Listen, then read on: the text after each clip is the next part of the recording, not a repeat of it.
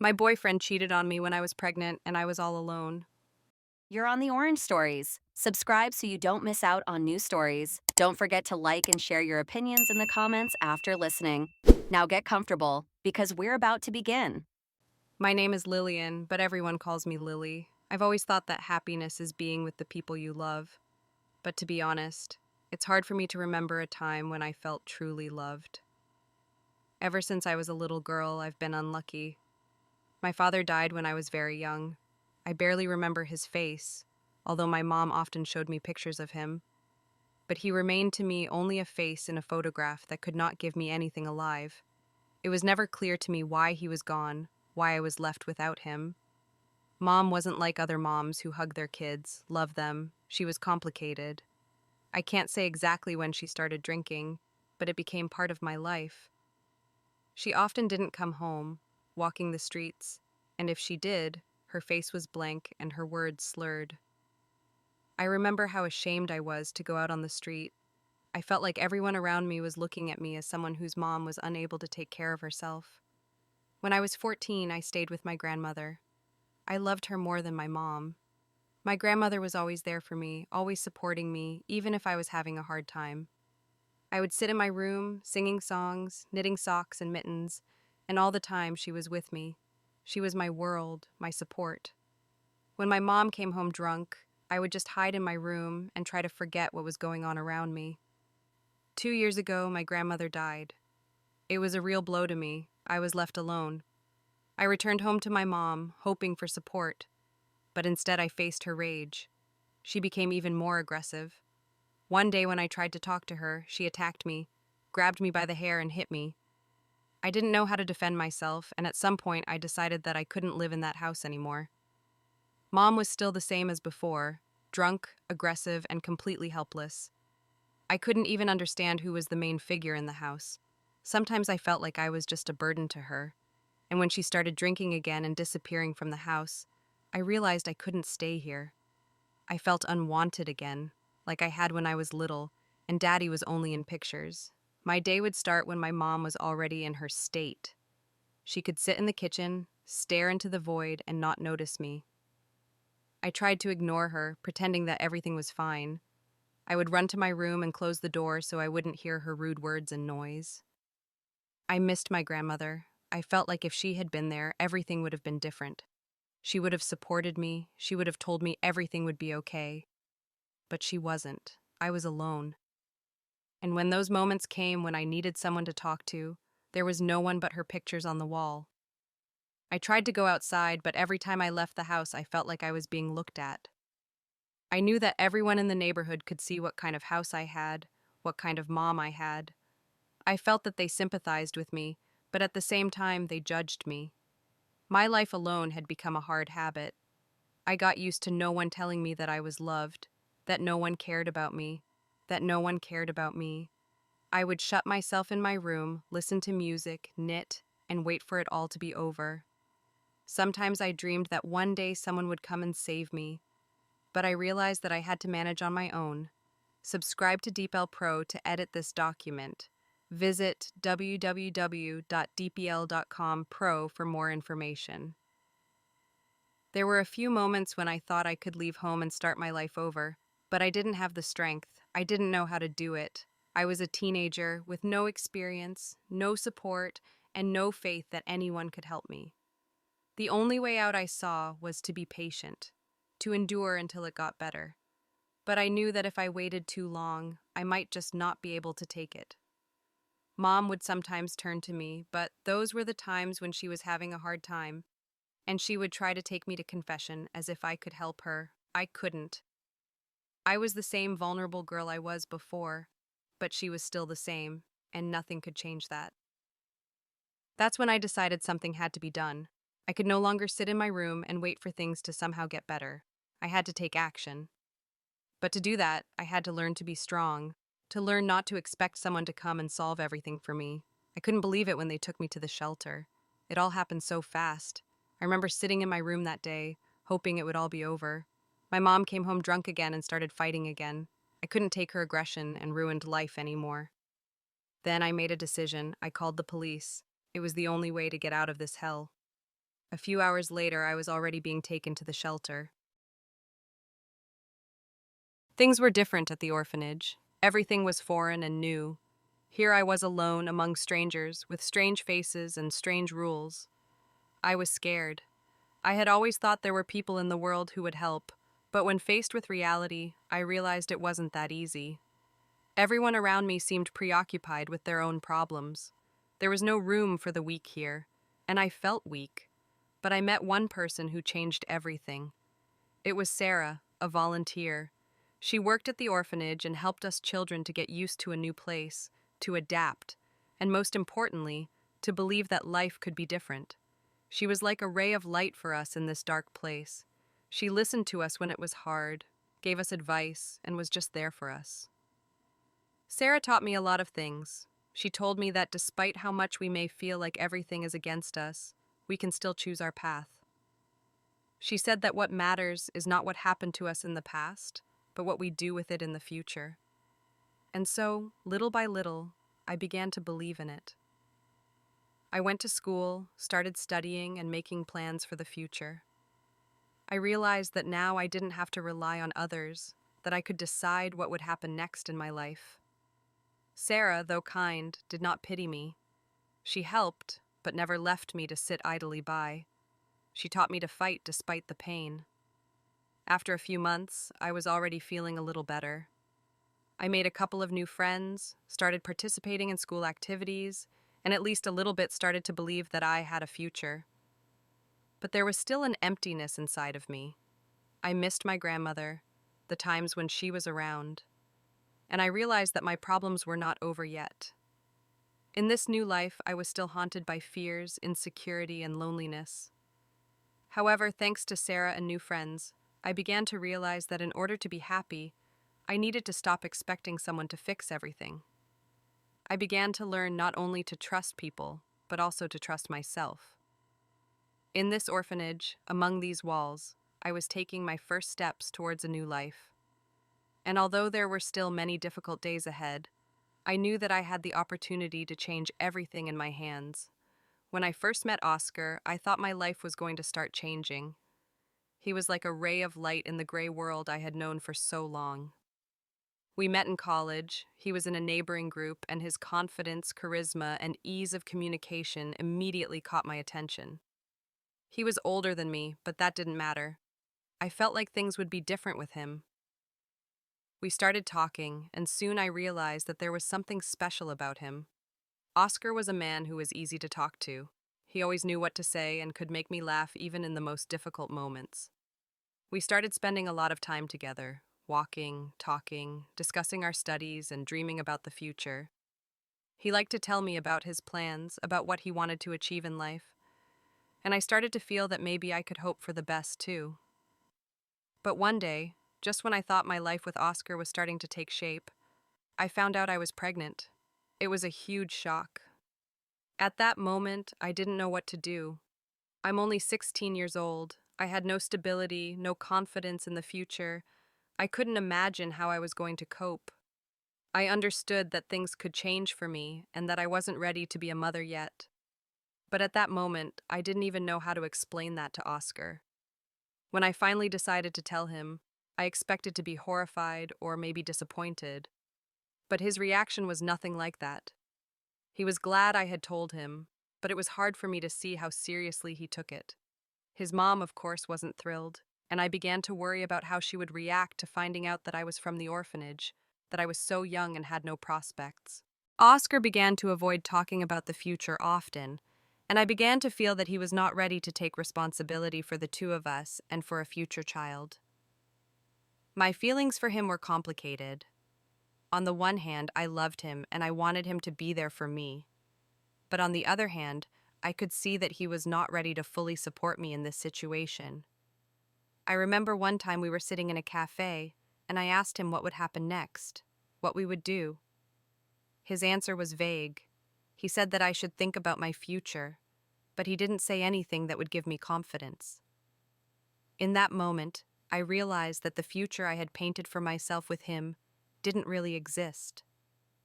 Oscar was not ready to be a part of my life as it was at that moment. I could feel my hopes crumbling. Every day, his reactions became colder and more distant, and I began to wonder what would happen next. Oscar was not the man I could build a future with. I realized that I could no longer rely on his help or support. In the end, I had to make a decision that would not only affect me, but also my future child. Oscar became the person who showed me that not always the people we want to build a life with can actually be the ones we will be happy with. In his eyes, I saw concern, but not love, not a willingness to fight for us. That was a hard thing to realize. Even though I was still worried about our relationship, I knew I needed to move on, find my own path, and no longer depend on what Oscar decided. When I found out I was pregnant, the world around me seemed to stop. I felt like I was walking on the edge, and every step could be decisive.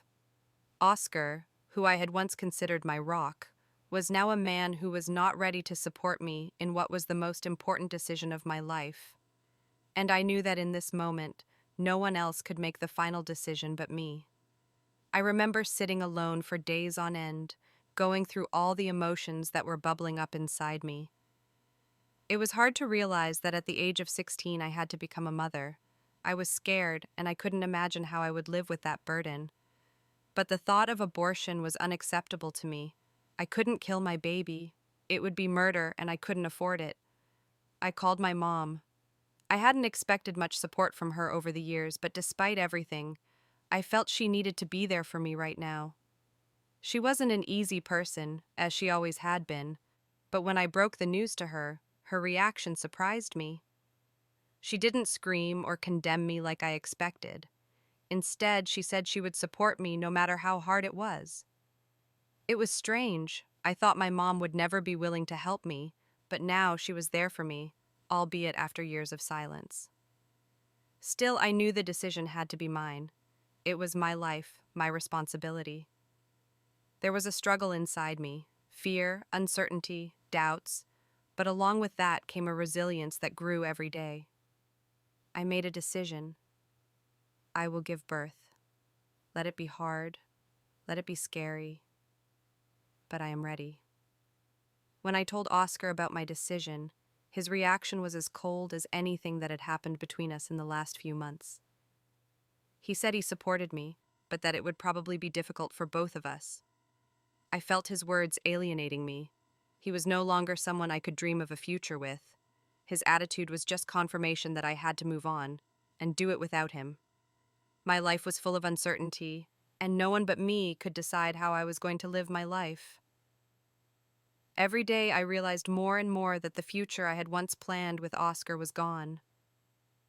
I couldn't depend on him. I had to become strong, had to find the strength to cope with what had come into my life. When I made my final decision, I felt a heavy weight lifted off my shoulders. It was my decision, and it was the right one for me. I would give birth, and I would fight for my baby. I already knew that the road would not be easy, but I decided to take it. The only thing I needed now was support.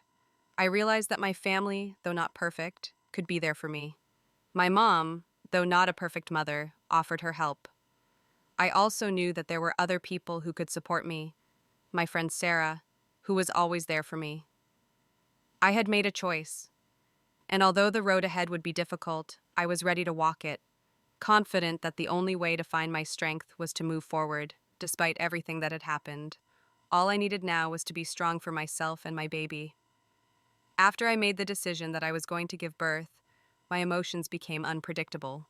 Sometimes I felt confident, determined, and ready to be a mom, but at other times, fear set in.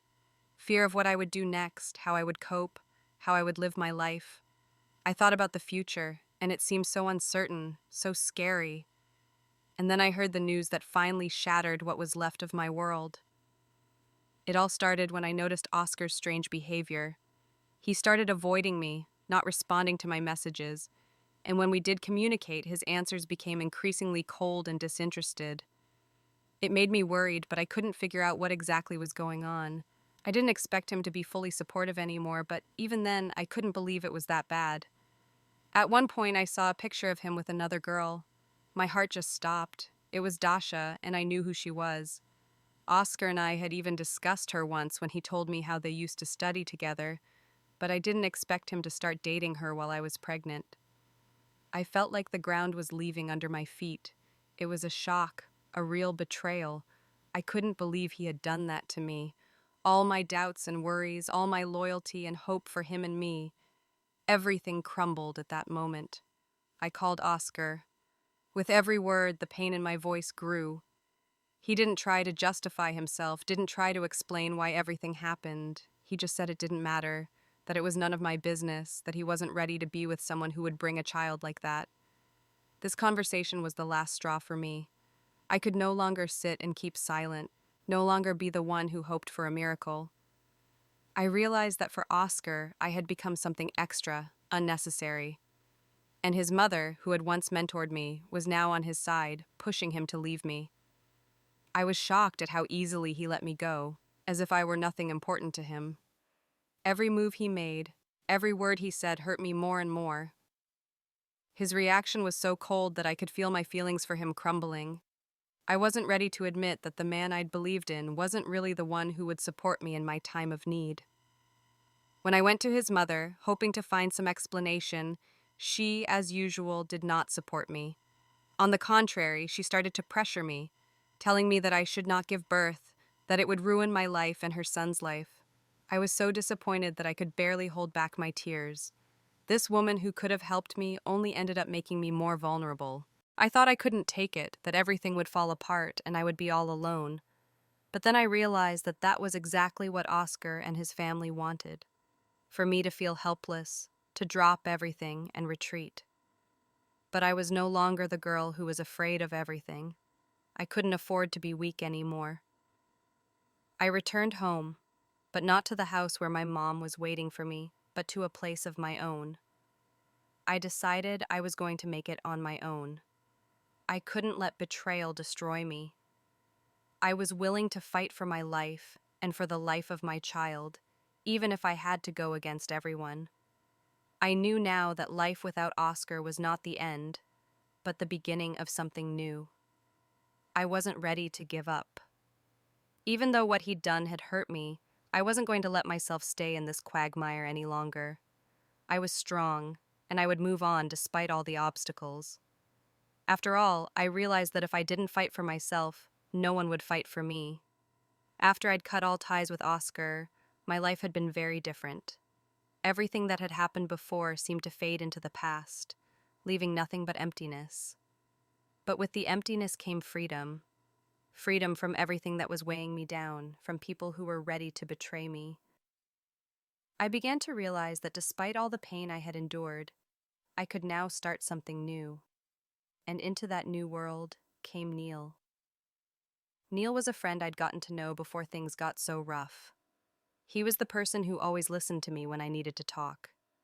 He wasn't a part of my life when it all started with Oscar, but after everything that happened, Neil was the person who was there for me in my time of need. He didn't ask unnecessary questions. He didn't judge me. He was just there for me. And in his eyes, I saw what I had been looking for so long: support, acceptance, and most importantly, care. Neil never said that he felt something more for me, but I felt it. And with each day I spent with him, I felt more and more like I could be myself in his arms. We talked a lot, laughed a lot, sometimes just sat in silence, and I realized that his presence was no accident. He was just what I needed when the world around me was falling apart. One evening, as I was sitting in the kitchen making dinner, Neil walked in on me, as always, with that kind look that always put me at ease. He walked over to me, took my hand, and told me he was ready to be there for us, for the baby. His words were simple, but they warmed me in a way nothing had ever warmed me before. He didn't ask me for anything, he didn't make promises, but I knew he would be there for us. Life with Neil was starting to make sense. I couldn't forget the past, but in his eyes I began to see the future. He accepted me with my mistakes, with my history, with my child, and that meant more to me than all the words in the world. He didn't try to change me, he was just there for me without asking for anything in return. I could feel myself growing stronger every day. I was no longer alone. We were working together to figure out what to do next. And even though the road was still hard, I now realize that I wasn't alone in the world. I had Neil, and I was ready to build my life with him. We rented an apartment, and it became our little world where I could feel safe. Neil was the man I wanted to build a future with, and every day I became more and more certain that it was the right choice. He was there for me when I needed to share my joy, and he was there for me when things got tough. I learned to be grateful for what I have. Life with Neil was different, not like it was with Oscar, and not like I had imagined it would be. It was real, based on mutual understanding, support, and love. Every day I believed more and more in the future we were creating together. Neil and I had something important that I could never have found in any other relationship. He had become my family, and despite everything I'd been through, I knew I wasn't alone anymore.